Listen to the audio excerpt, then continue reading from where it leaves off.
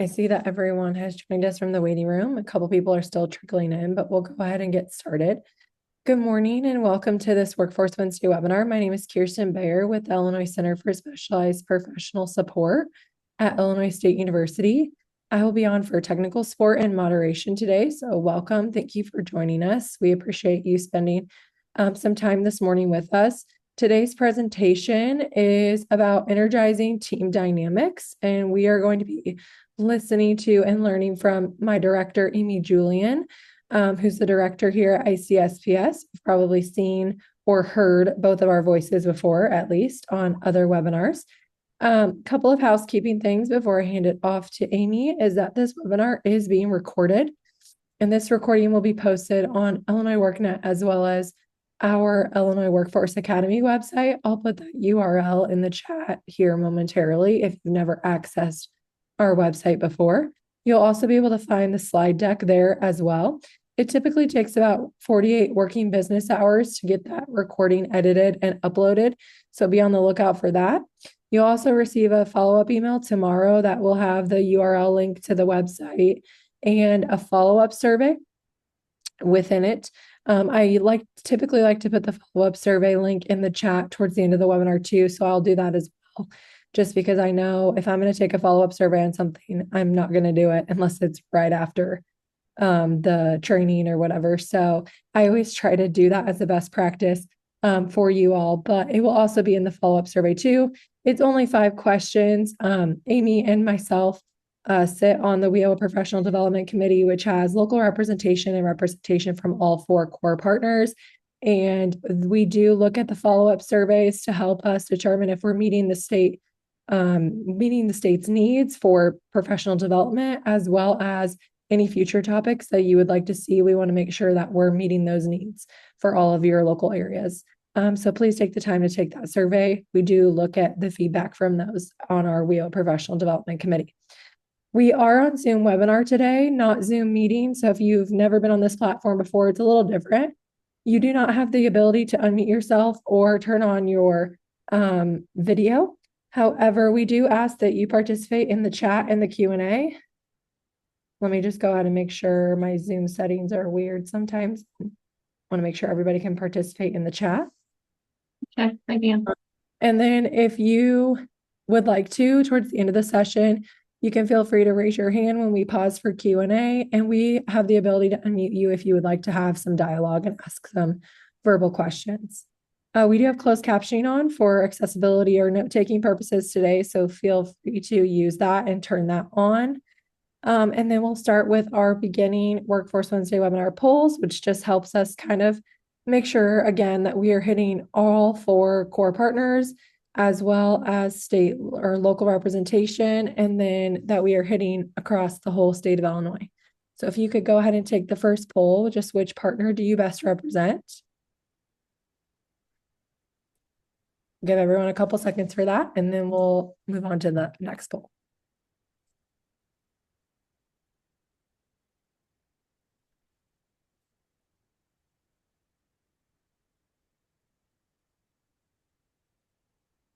All right. Looks like we have a few people from Title I and II, 1 person from Title III, and a couple other WEO partners and stakeholders. So thank you for taking the time to take that poll.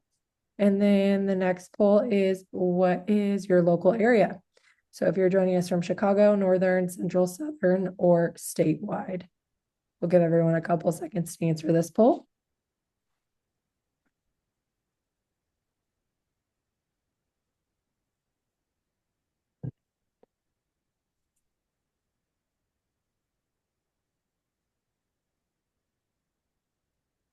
Okay. Looks like we have a good span across the state, which we always like to see. It's nice to see good representation evenly across the state, which that's awesome. Makes us know that we are hitting our target market, which is all of you. Thank you for joining us this morning. I'm going to hand it off to Amy. And if you have any logistical questions, feel free to type in the chat to me. All right, good morning, everyone. Hello, my name is Amy Julian. I'm the director for the Illinois Center for Specialized Professional Support here at Illinois State University. So excited to be with you today. We're going to talk about building a better team, energizing the dynamic of the team. And I do want to say, I am not an expert. I have been leading a team for a while. I have some experiences. We can talk about what those look like, but we're going to talk a little bit about research. We're going to talk about a little bit about those things, but this is not like an end all be all. It's just some things that I've tried, have worked, and then we'll kind of go on that way. You will have your opportunities. I think you can do some virtual raise of hands and things. So if we need to do that, we can, or posting things in the chat. So with that, let's go ahead and get started. A team is more than a collection of people. It is a process of give and take. And this is Barbara Glace's quote. And really, I think that's really important. As we look at the team and the team dynamic, it is not going to just be a collection of people that we bring together, but it's that idea of process. It's that idea of how do those individuals work together and what they're doing. So what to expect in our time together in our hour that we're going to have. We're going to understand what impact and team dynamic is. We're going to identify some strengths. We're going to foster some relationships. We're going to talk about facilitating meaningful dialogue and what that looks like. And then we're going to talk about strategies for team development. I am going to apologize. I hope you're not hearing, and Kirsten, please let me know if you are. We're having some drilling done at the office today. No, I can't hear it. Okay, good. I'm making sure that all my background, everything should be, it's lovely. I know anybody who's in my office can hear that as well. So what is team dynamics? And when we talk about team dynamics, we're really talking about these different attributes of team dynamic. It is the communication, the roles and responsibilities, conflict resolution, trust, structure, and independent relationships. Team dynamics are really those interactions and relationships between your team members, between you as a lead and the team, or maybe you're a team member who interfaces with their lead. These include how the team members communicate, how they collaborate, how they resolve conflict. All of those things really talk about team dynamic. And really, when you think about a team and how a team works together, it can impact the team's productivity. It can impact the effectiveness, the cohesiveness. And so let's kind of break these down just real quickly and speak a little bit more to each of them. So communication is really how the team communicates and what are their styles, their patterns, also roles and responsibilities. But when you're thinking about team communication and team dynamic, also what are those mechanisms that you use for communication? Do you have opportunities for your team to have shared time where they can voice their concerns? Do you use Microsoft Teams? Do you use email? What is the mechanism by which you use to communicate? The next bullet, well, actually, it's not the next bullet. Yes, it is. Roles and responsibilities. So what are the duties of the team and how do they interface? So our particular team, the team that I oversee, we have several projects, and all of those projects do interface and interlock. I like to say it's like a big Venn diagram, but at the same time, everybody does have projects or products that they're managing. And so how do those things go together? And it is important for your team to understand the right hand to understand what the left hand is doing. So we can have those communication, again, builds that idea of roles and responsibilities. That third bullet is a fun one. That's conflict resolution, how your team members handle disagreements. Have you set up a structure as a team leader, or has your team leader, I kind of speak to you as team leaders, but or has your team leader set up a mechanism by which how they're going to handle conflict resolution? What does that look like? Are you empowered as a team member to go? So let's say Kirsten has an issue with me. Is she empowered to come and say, Amy, this is the conflict, or this is the issue that I'd like to work through or talk through with you? Or is there some other means or mechanism that needs to be followed? Which then takes us into trust. And trust, we're going to talk a lot about as we unpack each of these, but trust is really that level of psychological safety that you have within your team.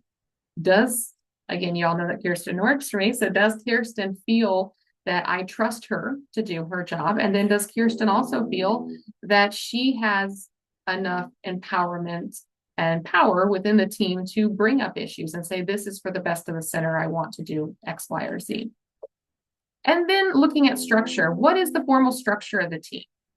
Are there interpersonal relationships, informal interactions? What do those things look like? And that's that next one as well. What are those informal interactions? And do you allow time within your team, or do you have time within your team to have some informal interactions?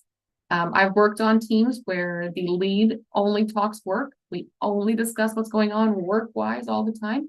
And that does lead to a very focused, yet also not interpersonal team. So what is the importance of interpersonal relationships? And I really think that if you want the trust to be built and those conflict resolutions to work themselves out, you're going to want to look at all 6 of these attributes. So this next slide, this is 5 influences of team dynamic. And what this is this is a BIM diagram that was created by Mark Huss. And he studied global teams and virtual team work for close to 25 years. And in his executive education, teaching, conversation, senior leaders, all these people who he spoke with, he came up with these 5 things that influence team dynamic. He really looks at, I mean, the man has an MBA and all this great stuff. I can quote you and talk to you, but there's 5 challenges to communicate, 5 challenges for teams, which are also the 5 influencers, as well as I'm framing them as 5 influencers for team dynamic. And those are communication, connection, culture, coordination, and creativity, the 5 C's, if you will. And as a leader, how many can they show their virtual hands? Maybe. We'll see. If you can show your virtual hands, how many of you work in yay, all right, how many of you work in a hybrid team where people are at home and in the office? Just go ahead and throw those virtual hands up there. Okay, so a portion of you. How many of you work in teams that are all in person? Everybody's in the office, everybody's in person.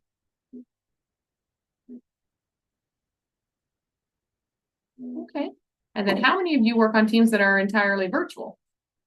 Would that be everybody else? No, okay. A couple of you didn't answer because the math doesn't add up there, but that's okay. So when you're looking at managing a hybrid team or a team where there's individuals, and that's how our team is set up. So we have individuals that work from home some days, we have individuals that are in the office some days, and it really is looking at those 5 C's in a checklist. So one of the things that we've done as our team, and I've also worked with some other leadership groups to do this, is we give ourselves, or what Mark says is you should give yourself a rating. So we sit down as a team, we've done this as a retreat a couple times, and we sit down and we say, of these 5 things, which one do you feel, like Kirsten, which one do you feel that we're doing well at?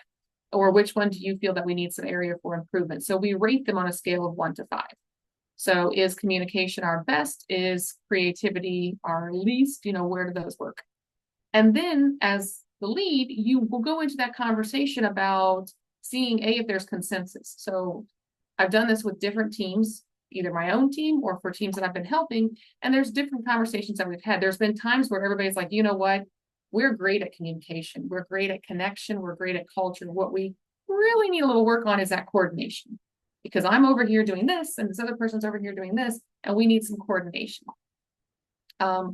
Then other teams have said, you know what? We're great at coordination. We're great at connection. We're great at culture, but we're struggling with communication. Sometimes you'll have a team where maybe you need 1 or 2 priorities, but this is a fantastic exercise to do with your team, or maybe to initiate with your team, where you can talk about what are, of these 5 C's, what are the challenges? And these are going to be, if you can get these 5 all working well, your team's going to work well together. So identifying strengths, what can you do as a leader to identify strengths within your team? And I want you to kind of pause on that for a second, and then I'm going to give you some ideas for some key strategies. And I'm really glad you can't hear all the drilling. It's good. All right, so some key strategies for, again, looking at what you can do to identify strengths within your team. There are some fantastic tools out there. So first of all, there are free tools. There are fantastic tools you can pay for. This is just kind of an overview. But I will say, if you haven't used like a Strength Finder or a Myers-Briggs or something like that, those are options. And I think people have used those quite effectively. For things that you have at your disposal all the time are these items here. So you have performance reviews. And I think that's a really great opportunity to look at the way in which the team member, are they meeting the goals? Are there things that you feel are valued as a team that maybe this particular individual is not valuing. And there's a great value exercise that you can look at as a team and talk about what are your values as a leader or what are your values as team members, and help people understand that. For example, I'll give you an example. I value more people getting their work done well and getting their work done on time than them being on time at work every day. And my team, and Kirsten's probably laughing now because she knows I don't roll in at 7:30 in the morning. I'm probably logging on at home at that time, but my getting into the office is usually between 8:15 and 8:30 in the morning. So somebody who values me being in my desk and at my computer deck at 8 a.m. is going to be sorely disappointed in my time management if you look at it in that way. However, for me, if I'm working till 9 o'clock at night, or if I'm getting stuff done at 7 a.m. in the morning, those are things that I can do from the comfort of my own home. So I'm meeting my deadlines and I'm getting my work done. But that disconnection between values can honestly lead to different perceptions of what students or people are being productive. So talk about those things. What are your values as your organization or as your team? Observe daily work habits. There's one that, my punctuality. I'm not rolling in here at 7:45, sitting at my desk at 8 a.m. That's just, I'm up at 7 and on the computer, but it's a different thing. Strength assessments. There are some fantastic strength assessments out there, but also ask your team. One of the favorite things that I like to do is on my performance reviews is ask my team members if there are things that they feel that they can bring to the team that I'm not using or that I have not utilized yet. Kirsten will tell you this can get you in trouble, and not in a bad way, but in a good way. Because, for example, Kirsten will say, well, I'm really, I'm teaching communications at a community college. I would love to do some more work on communications within the work we do for the center. And voila, she has that opportunity. So asking that question is a really great question, because as a leader, you might think, you know what, I've got all my ducks in a row and I'm using my team to the best of their ability, but there might be things that they have or skills that they have that they want to dive into. Peer feedback. If you are the director, the boss, the person who's in charge, sometimes your team doesn't always feel so great coming and talking directly to you. So what is some peer feedback that you can give or get? And then in addition to that, be willing to take peer feedback as yourself. That's something that when I was younger, I struggled with. I didn't want people to tell me all the things I did wrong. And so it is one of those things that you need to be open to constructive criticism, but also setting up those mechanisms where those can exist. What are some constructive ways to provide feedback? And then one-on-one conversations. I think these are really important, especially if you have somebody new to your team, having those opportunities to have one-on-one dialogue, one-on-one conversation, check-ins. How are they doing? Different things that you look at and things of that nature. And then part of the evaluation, maybe part of the performance review, or maybe just part of a time within their weekly routine, is that self-reflection. That's also going to help you as a leader and as just an employee in general is, are you, meeting your goals? How are you coming? How are you showing up? Understanding those things. And then looking at targeted questions. Ask those targeted questions. We have a weekly check-in. So our team checks in every Tuesday at 9 a.m. We're all on a call together. And those are really not necessarily a targeted question time. Those are that open-ended, hey, how's everybody doing? What do we need? And then there's also times when I have structured things in a status of I like, I want, I need. So having a round robin with your team and talking about what do you like that's happening as a team? What do you want to happen as a team? Or what do you need help with that want? I'm sorry, that's the need. What do I need help with? What are the areas that I need supported on? And those are always really nice ways to frame things in a positive way, but at the same time, get to some things that are some areas for improvement. And then I'm big on this last one, identify those spark moments, because we are living in a world that is moving very fast paced, but also there's a lot of not great things happening. And so if we can celebrate the small wins, if we can celebrate the things that are going well, those spark moments, that will really help your team understand that the work that they're doing is valued and is important. Sometimes it feels like, great, we worked so hard to accomplish this. Okay, it's done, move on to the next thing. But stopping in those, okay, it's done, wow, what a great job we did, and then moving on to the next thing is really necessary, not only for our mental health, but also for members of our team's mental health. So with that, I'm going to quickly kind of pause for questions. If you have any questions, want to check the chat there or post any questions in the chat. Some of the questions that I've had before is, how often should you do performance reviews? We are required to do those annually. I think if you have a team member that's on like a corrective action plan, you might want to do those more frequently. When we have a new person to our team, we do it every 3 months. So they get a 3-month, then they get a 6-month, then they get a 9-month, and then they get a 1 year. And that's really not to really judge their performance. It's more to make sure they're having a good onboarding, because onboarding is not just that first day when they're trying to get their computer set up. It is that whole first year process. And then with that observed daily task, one of the important things is pay attention and ask how your employees and your teammates approach tasks. Where do they excel? And what are some tasks that they find difficult?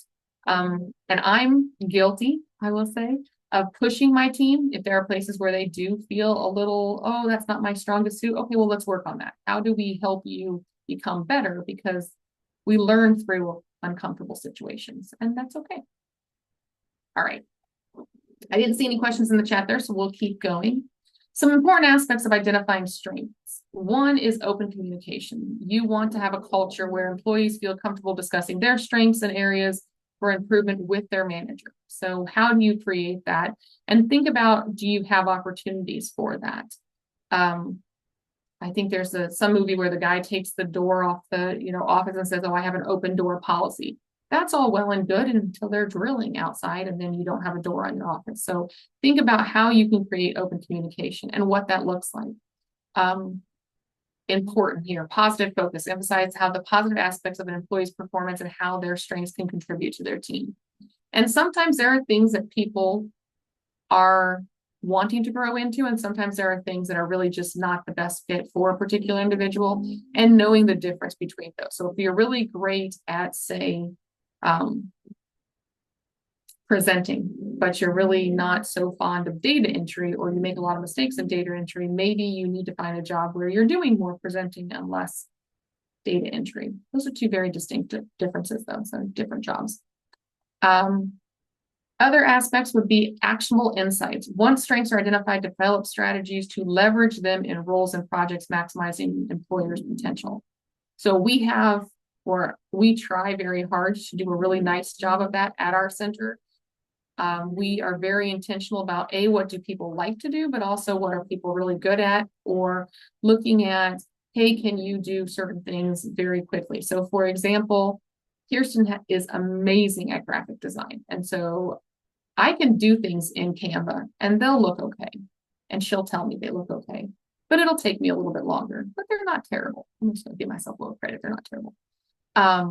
Kirsten, though, can put something together and it is just spectacular in half the time that it takes me. So what are those strategies? Like, what are our timelines? If it's something that I like to do and I need to build my skill in, then yes, when we have longer timelines, I can work on those things. But if it's something that's a quick 24-hour turnaround, then Kirsten gets those kind of things. So again, look at Kirsten's laughing. Yeah, you're right. I do okay. All right. 3 rules of work. And this, unfortunately, is very telling right now. If you're living in where we're all living, out of clutter, find simplicity. From discord, find harmony. And in the middle of difficulty lies opportunity. And I think that's going to be a challenge for us over the next 4 to 7 years, is finding those opportunities in the environment that we're navigating. That was Albert Einstein, by the way. So I want to dig a little deeper into fostering relationships, talking about building trust, encouraging collaboration, and then creating an inclusive work environment.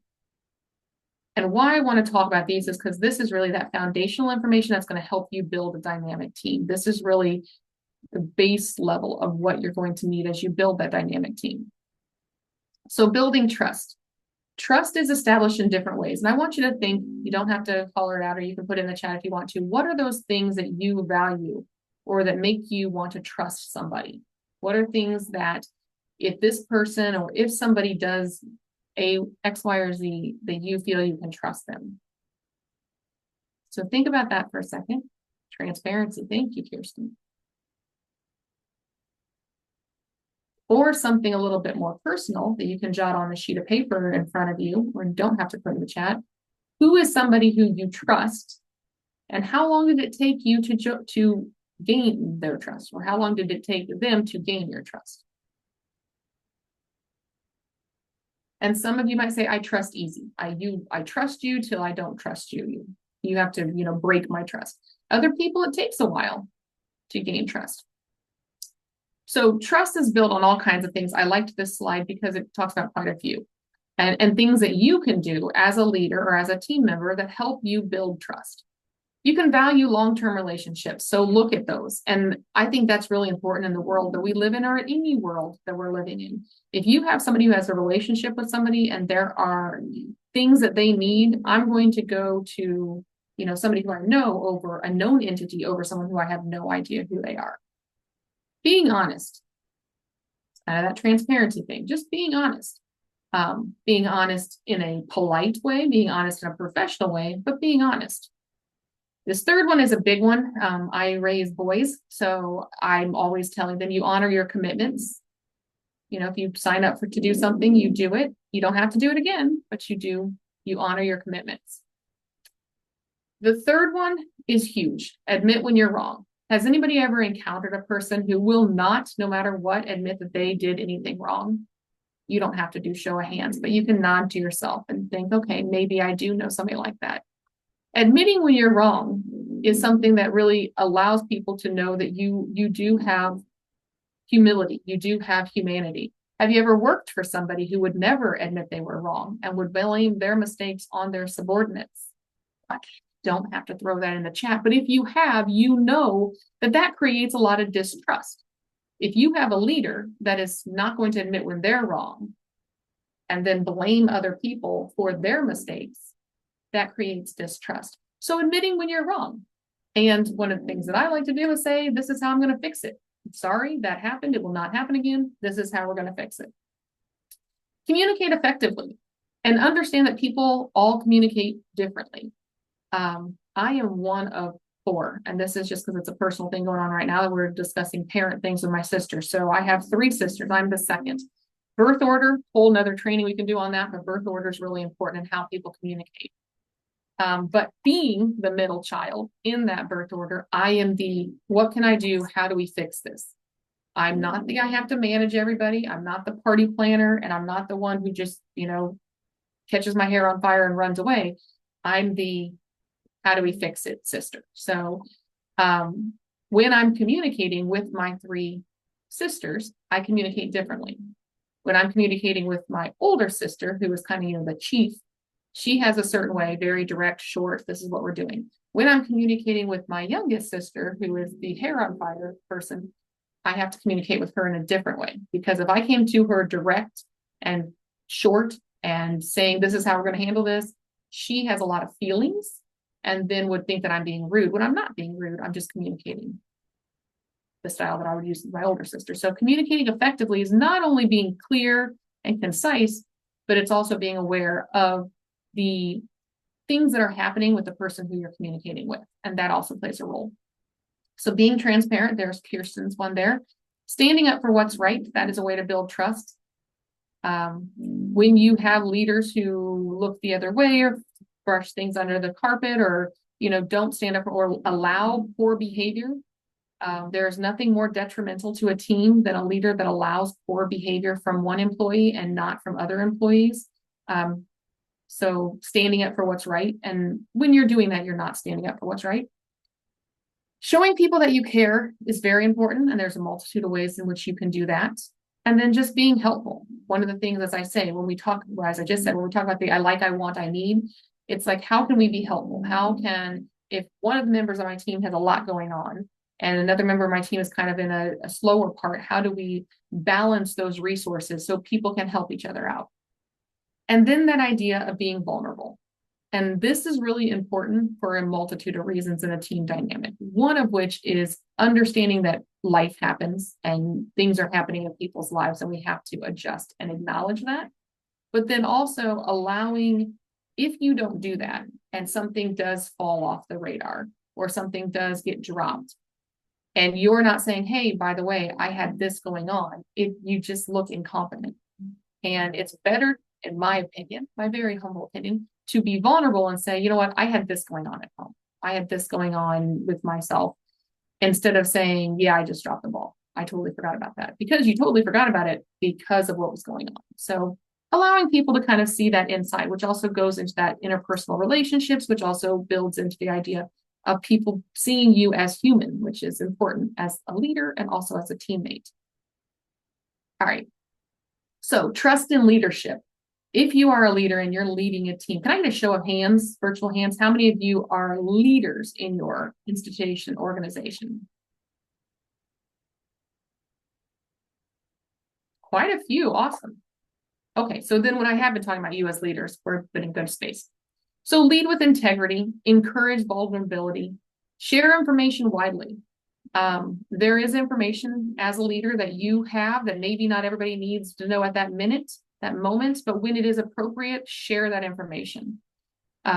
Empower people. How do you help your team grow? You empower them to grow.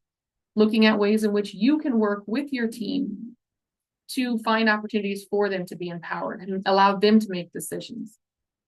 Build those relationships, not only upwards, but also with your team that you're managing, and also outwards with other people who are managing teams similar to yours. There is really a lot of mental health. I'm trying to think of the word. A lot of opportunity in talking with people who have like situations to your own. So some of my closest friends, we're all moms. We all have senior kids. We all are managing teams. Like I'm at that stage in my life where I found people who are similar to me, not in education, not in workforce, but they're over at, a private business, or they're over working and managing their own business. But the thing is that the things that we're going through in managing teams and balancing work-life balance, which is kind of a tightrope you're walking there, are similar. So building those relationships where you have somebody to say, hey, how did you handle this? And it's not something that is going to be like me saying, Kirsten, how should I handle, a person on our own team? Again, y'all know by now that the second to last bullet is recognize good work. Like take the time to celebrate is a huge way in which you can acknowledge and build your team structure, because it's good. And also like birthdays and holidays or things you want to celebrate those things. I brought in cookies because it was happy new fiscal year. I think people thought I was nuts, but that's okay. That's a good thing. And then engage in conflict fairly. Don't have bias in your conflict. Listen to both sides of the story. In a lot of ways, as a leader, when you're engaging with conflict, it's similar to how you have to parent. You can't have favorites. You can't have, I'm going to pick on people's names here. I know Crystal was right. And I know that, Elizabeth, she's had some behavior issues. So we're going to have to, talk to her about that. We can't do that. You have to engage in conflict very fairly. There's a hand still up. Is that somebody that has a question? That's Emily Perks. Do you have a question, Emily?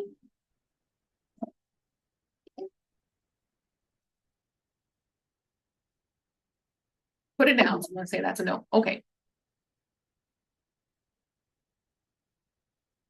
And then, okay. So I love this slide. So this is Mervyn and Icons. It's from 2020. And it was actually kind of a sales pitch. And it came or was first presented to me in a way. And it said, if you had one thing that you knew you could do for your team, for your business, for your company, that would create 74% less stress, have 50% higher productivity for every member of your team, have 76% more engagement, 40% less burnout, 29% more satisfaction with life, 13 fewer sick days, and 106% more energy at work, would you buy that product? If you could buy a product or do something that created this kind of result, and show of hands, how many of you would build this or buy this product? Several of you, yes. Love the hands going up. High trust in your team, in your team dynamic translates into all of those things. So that's why I spend a little bit of time on trust, because trust is really important. When we're navigating situations where, and let's just be frank, we've come through in my tenure, we've had the budget impasse. I don't know if any of you survived that, but that was fun, where we didn't have a budget for 2 years in the state of Illinois. And then I know all of you were impacted by the COVID lovely pandemic and the implications that that had not only on our day-to-day work, but our personal lives and everything else. So when you're navigating those kind of crises is really when trust is so very important. We are kind of at the isthmus of looking out into what has been with federal funding and what's going to be. And I think there's a lot of questions that we have. So trust is really important, and finding those areas where your team can trust you and you can trust in the leadership that you're looking to. So the exercises that you can do to build trust are well worth the time. All right, any questions there? And if not, we're going to move on to encouraging collaboration.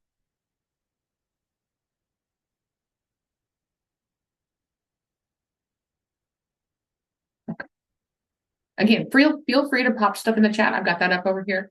And I know I've been looking in 3 different directions. I have 3 different screens. So the slide deck's over here, you guys are here, and got some other things here. So anyway, encouraging collaboration. One of the things that's important is to set clear goals, expectations, and foster open communication. Part of that is defining the roles and responsibilities and allowing people to know whose roles and responsibilities are what.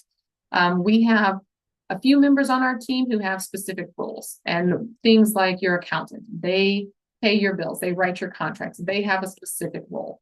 We have an event operations manager. So if you need an event, and we do a lot of in-person events, they're all coordinated through one individual.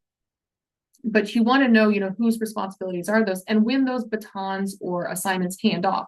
You don't want everybody doing everything. I don't want all 9 of my team members going out and trying to pay bills. That would be a mess, not only for ISU, but also for us. So you want those delineations. We also want to actively solicit feedback and utilize collaboration tools. So we use Teams, and we use Teams a lot. We have different teams for the different, and the way you set it up for your team really is however you want to. For us, we first started and just had one team and multiple channels, and that just got too much. So we have teams depending on project. And so our workforce professional development and our workforce Wednesday webinars and all of that are on one team, and all the communication around that is on one team. We have another team for our ICCB work with the Forum for Excellence and with Perkins work and things like that. So that's another team that we have on Microsoft Teams. And so that way, all of those files, all of that sharing of files is all on those teams, and it's not getting muddied between different areas. But find what works for you.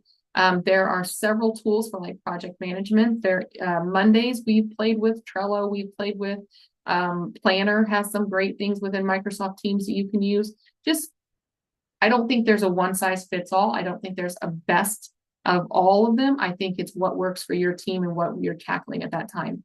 But project management things are really great, especially as a leader, to allow you to see where people are and what is being done and what we're a little behind on or what we're a little ahead on. One of the important things is really leading by example. So I do that, and I also struggle with that a little bit. So, and where I struggle, and Kirsten will attest to this, is I tell my team all the time, like, if you're on vacation, be on vacation. We do not work at a job that if somebody doesn't show up or if you're on vacation, no one's going to die. Take your vacation, spend the time with your family. It's very important. And then I tend to struggle with being on vacation and being disconnected and not checking my email. So in other ways, I do a really great job of leading by example. And that way I do kind of a bad job. And what I don't want to have happen is my team to feel like, oh, I can't take vacation and really shut off my computer and do my work. But I think one of the things that I've tried to explain to them is, like, as the boss, there's certain things that you have to make sure are happening. And there's also emails beyond just what's happening with the team or with the funders, but there's also ISU emails and things like that. But lead by example when applicable, and do those things that you want your team to do. So they watch you, they see, and if you're doing things that would infuriate you if someone else did them, don't do them. those things. I've talked about celebrating team achievements. That's really important. Building a culture of inclusivity. We want people to feel welcome in the team. We don't want it to be the boys club or the girls club or something of that nature. We want people to feel welcomed and into your team. So again, showing and sharing those vulnerabilities, showing them how we all do engage with each other is important. Encourage diverse perspectives and really looking at ways in which you can be pushed to think in a way that you didn't think. Our team is really great at that. We have a couple members of the team who will bring up, well, have you considered it from this point of view or from this vantage point, which is something that's not in the norm. I also think it's important to have a team of people who are not identical to you. They're not, I do not manage a team that are all farm kids who decided to go into education, who, you know, went to a small liberal arts school and on to a university. Those are not who my team is. I have a very eclectic team who is from all over, who does all kinds of things. They don't have to all be just like me. And I think that's great. And then looking at creating an environment where people feel valued and empowered, and ask them if you are not sure if they feel valued and empowered, ask them if there are ways that you can help them feel valued, or if there's ways that they feel they want to take on more responsibility. And as part of those reviews, you're going to hear some of them are going to say, yes, I want to do this, this, and this, or let me take this off your plate, or let me help with this. Other team members are going to say, no, I've got enough with all of these things I'm working on. So it's great to ask those targeted questions to see where things are going.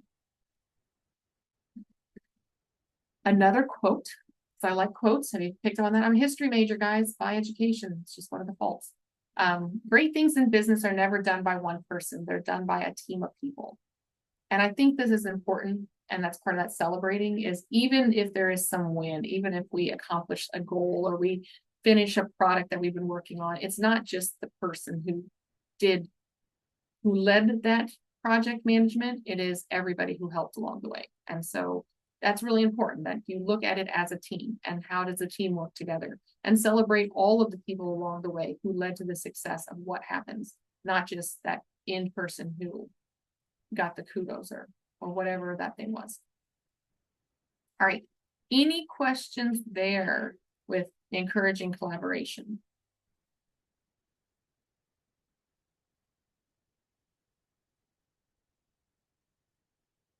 All right. Final one is really looking at creating an inclusive work environment and what can you do to create an inclusive work environment. There is that idea of fostering a commitment to diversity from leadership. So how do we as leaders say we are going to be inclusive of all of these things? And I know there are forbidden words of whatever, but looking at how are we treating people as people? How are we being human-centered? How are we treating people with dignity and respect and all of those things? Looking at implementing inclusive hiring practices, encouraging open communication, supporting employee resource groups. Like, what are those things? Are there things that the employees need for resource groups? Are there conversations that need to be taking place? Do they need to have small groups that maybe you're facilitating or allowing them to talk and bring back questions or answers and things of that nature? Addressing unconscious bias through training. There is a lot of micro-messaging, microaggressions, and microaffirmations that happen in the workplace. And how do we as individuals make people aware? Everybody has bias. Let's just throw that out there and accept it. Everybody has bias. Everybody has things that they do and they have biases, whether it is you're a Cubs fan over a Cardinals fan. Maybe it is that you love country living over city living. You have your biases. Maybe you feel that women should be in heels all day. And if you are a woman who wants to be in heels all day, fantastic. I'm biased. I don't like heels. I'd rather be in my kicks. But see, everybody has biases. So how do we identify unconscious bias or implicit bias and work out ways to really just be mindful of it? Because once you're aware of it, then you're more aware of how you cannot be saying those things that are potentially offensive to somebody. In addition to that, looking at inclusive language and talking openly about language that could be offensive to somebody. One of the things that when we talk as a team and we talk about trainings for teams, we discuss that idea of we're going to assume good intent. We're going to assume that no one's coming in here wanting to harm someone else. And so if somebody says something, if Kirsten says something that I'm offended by, I want to be able to say, Kirsten, I know you didn't mean that, but this particular sentence, this statement, this use of this word was offensive. And can we work past that? And that's also setting up those strategies for conflict resolution. How do you approach those things? Having those open lines of communication, which all goes back to that idea of trust. Or if you trust that Kirsten is not trying to offend me, and then how can we, or I'm not trying to offend Kirsten, then how can Kirsten come openly to her supervisor and have those conversations? The safe space is very important, creating safe space for everyone. And then also, again, actively celebrating all the diversity in the workplace, actively celebrating those things that happened. We had a colleague who got married, so we, brought in cake and talked about how we can celebrate his marriage. And then we talked about individuals who I had two individuals who had people get married. One, he got married, and then a daughter got married of another colleague. And so talking about those. Also terminology, and when you talk about inclusive language, sorry, I'm jumping back to that one. Sometimes it's just in the terminology that you use. If you refer to everybody as my team, or they work for me, or in that subordination air, individuals can be offended by that. So you want to make sure that the terminology that you're using when you introduce your team member, your colleague, that you kind of all come to consensus on that. And I know that might seem a little like, oh, really? But they are my team. But it is important that some people see that as a form of endearment or a word of endearment. Other people see that as so I'm a subordinate too. And just being mindful of those things. We don't know everyone's lived experience. And so we want to be just aware of how we can avoid any landmines. Some tips for facilitating meaningful dialogue. And these are, I'm going to put a little link in, I'll share it with the presentation, but it is a great resource on HR Morning is what it came out of, and it's practicing self-awareness. So recognizing when conversations need care. There is a term in the private sector, at least my husband's business that he works for, that was called a carefrontation. So I care about you, so I'm going to confront you about whatever it is. That's not exactly this, but a little bit. But when do conversations need care? What is the stress and pressure the workplace? How is that impacting someone's emotional state? When do we need to ask, are people okay? And how do we go about doing that?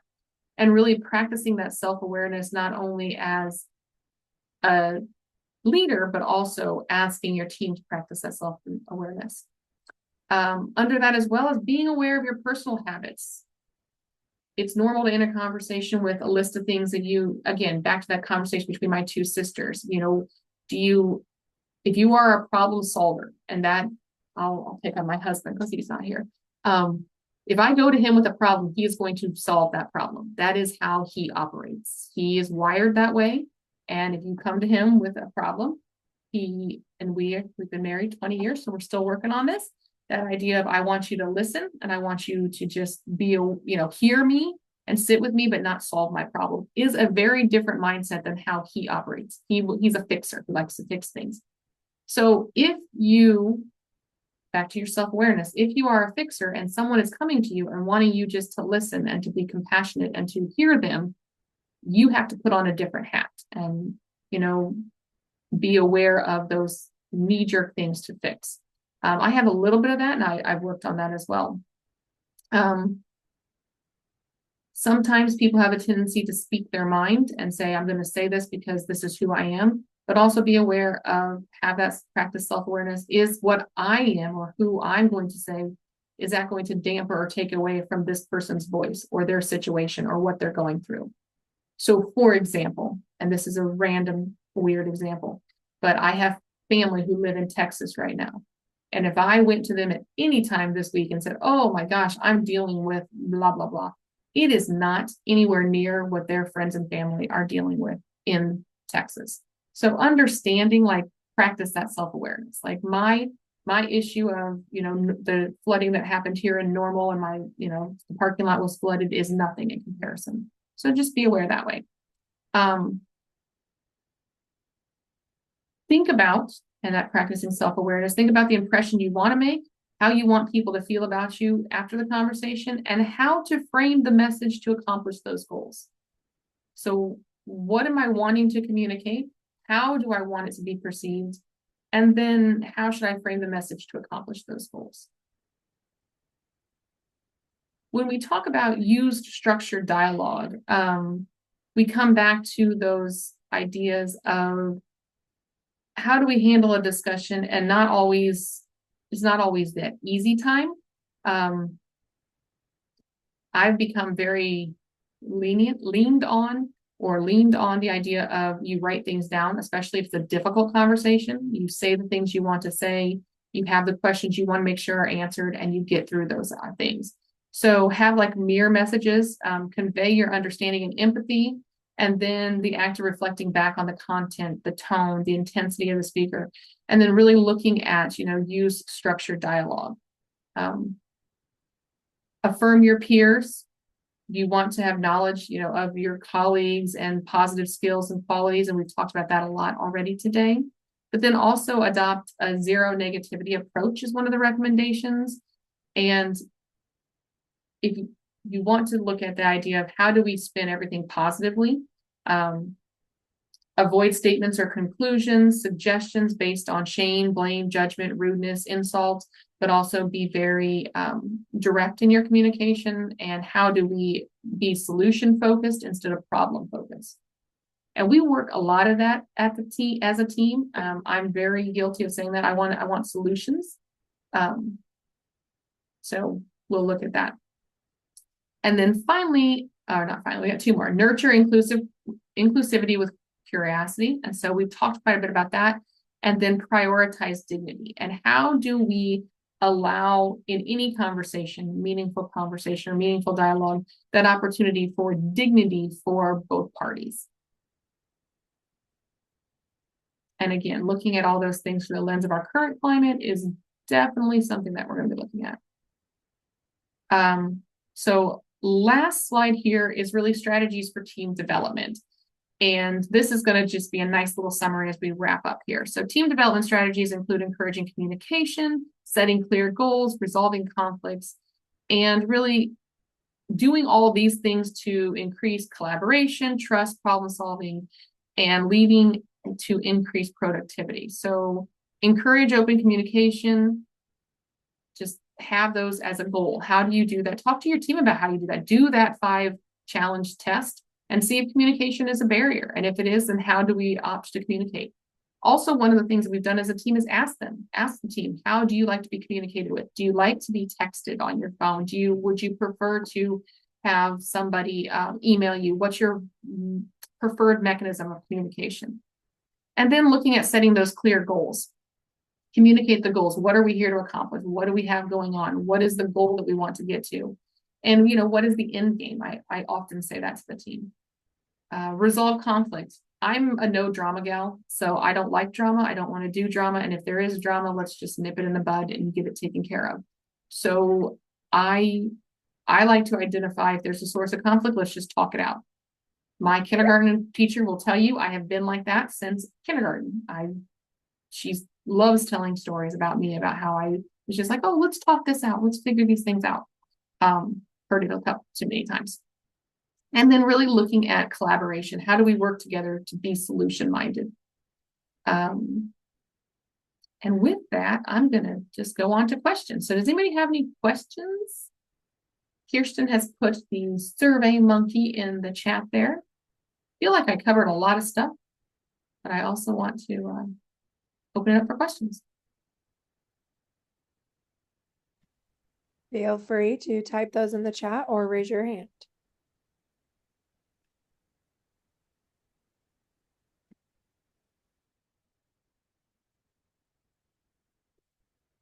All right.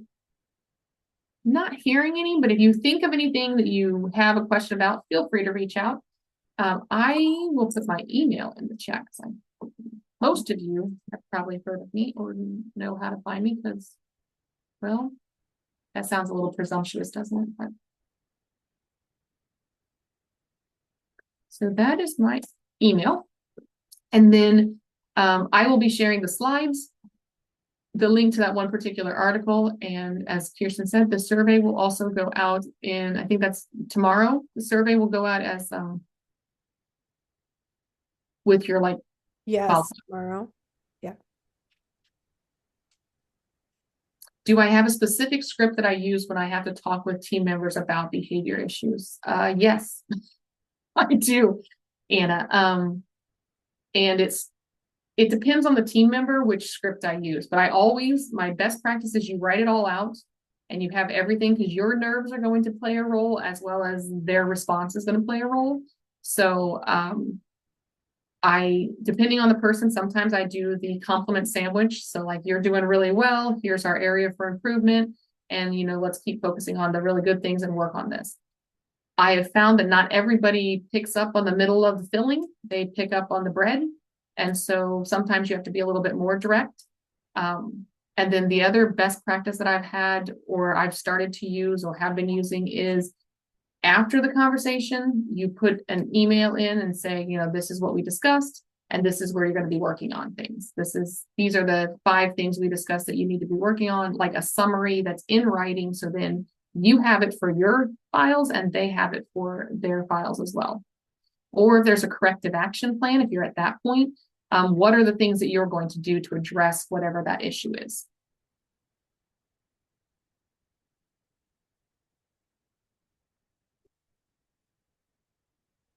Okay. Norma, we can get that in there. Any other questions?